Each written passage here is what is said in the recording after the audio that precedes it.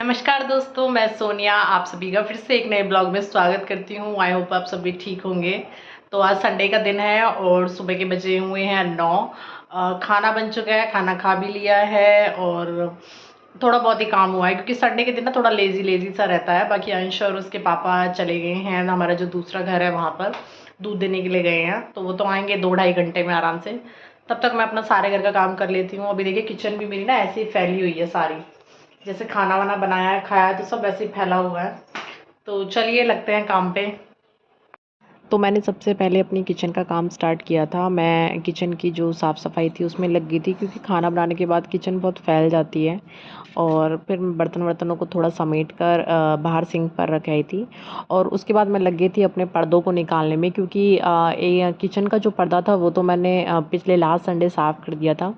लेकिन आज रूम और मेरे रूम के साइड वाला जो रूम है उसके पर्दे मैंने निकाले, दोनों के ही।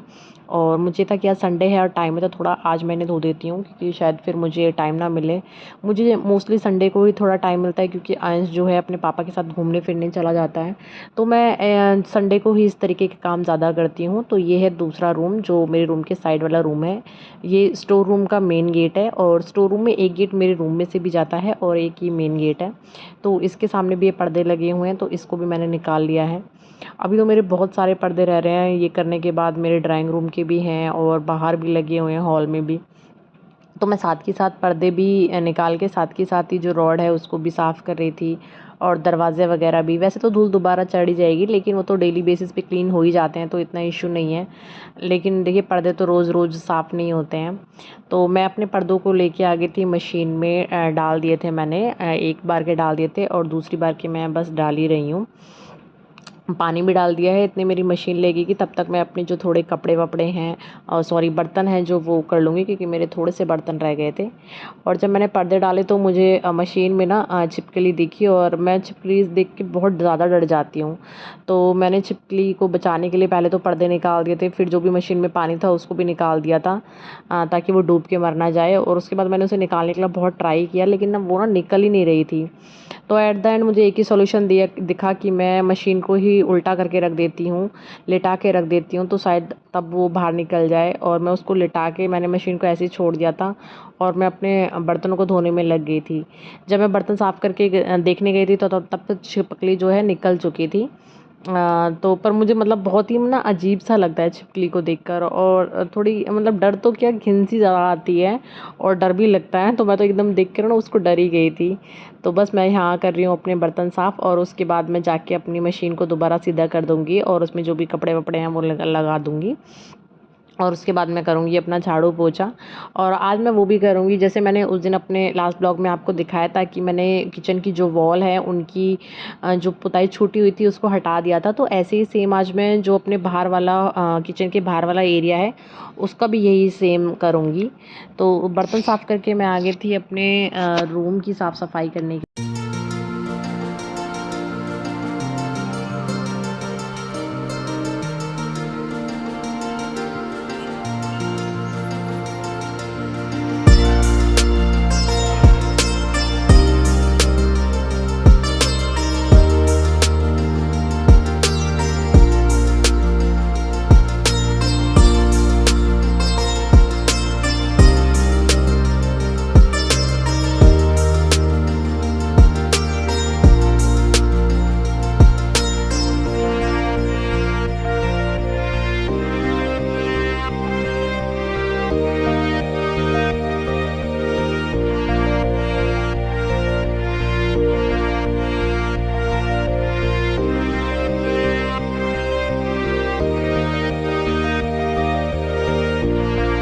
तो देखिए अकेला अंश ही ना रूम को इतना फैला के और गंदा करके रखता है कि मैं इसको 10 बार भी समेट लूँ तो वो भी थोड़ा ही होता है।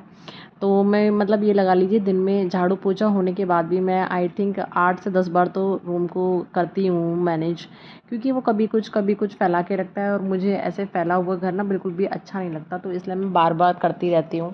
कई बार तो सोचती भी हूँ कि ये बच्चे हैं कोई बात नहीं होने देते हैं, बाद ही में करूँगी। लेकिन मुझे मेरी एक बहुत गंदी आदत लगा लीजिए कि मुझे फैला हुआ ना घर बिल्कुल भी अच्छा नहीं लगता। तो इसलिए मैं बार बार उसे साफ़ करती रहती हूँ। तो देखिए मैं झाड़ू लगा रही थी तो फिर मैं बाहर वाली अपने एरिया में भी आ गई थी, किचन के बाहर वाला, और इसकी भी मैंने सारी पुताई है जो छुटा दी थी।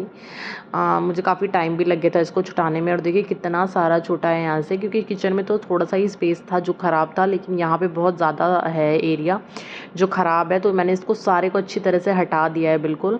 और नीचे देखिए कितना सीमेंट और पुताई वगैरह इकट्ठी हो गई थी, तो मुझे ये था कि झाड़ू के साथ ही साथ हो जाएगा तो हो जाएगा, अदरवाइज़ फिर मैं पोछा लगा लूँगी तो फिर मैं पोछे के बाद मैं ये काम नहीं करती क्योंकि दोबारा से फैल जाता है। तो बस मैंने ये सारी पुताई छुटा ली अपनी, और इसको मैंने कर दिया है डस्टबिन में इकट्ठा।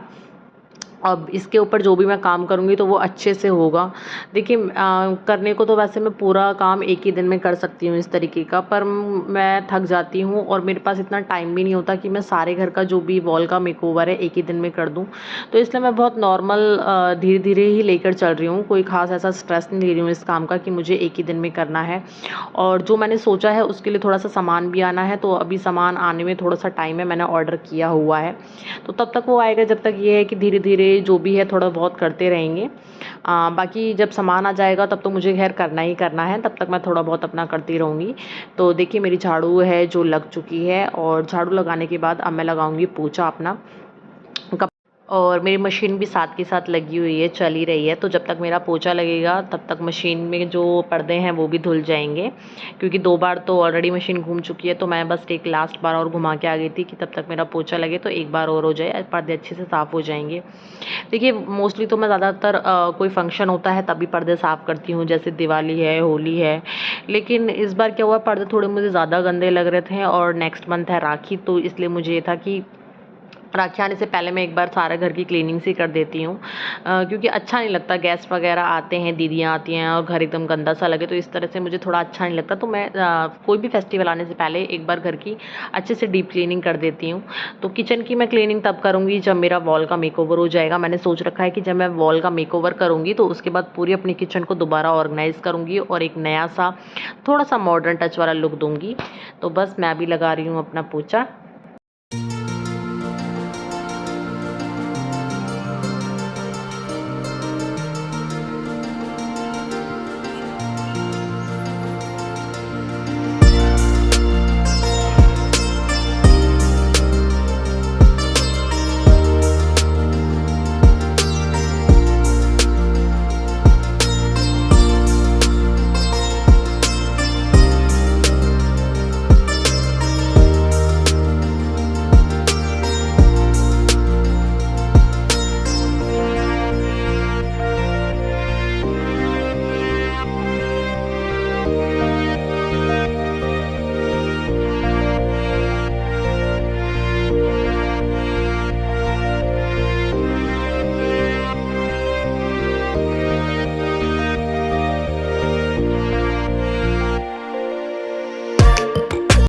तो मेरा अंदर का पोछा है जो लग चुका है, अब मैं लगा रही हूँ बाहर का पोछा। बाहर का पोछा भी मेरा ऑलमोस्ट लग चुका है। यहाँ पे थोड़ा ही स्पेस होता है तो थोड़ा जल्दी लग जाता है, और वैसे भी मेरा घर थोड़ा साफ़ ही पड़ा रहता है, मतलब इतना मिट्टी वगैरह नहीं आती है, क्योंकि बाहर से आना जाना लोगों का कम ही रहता है।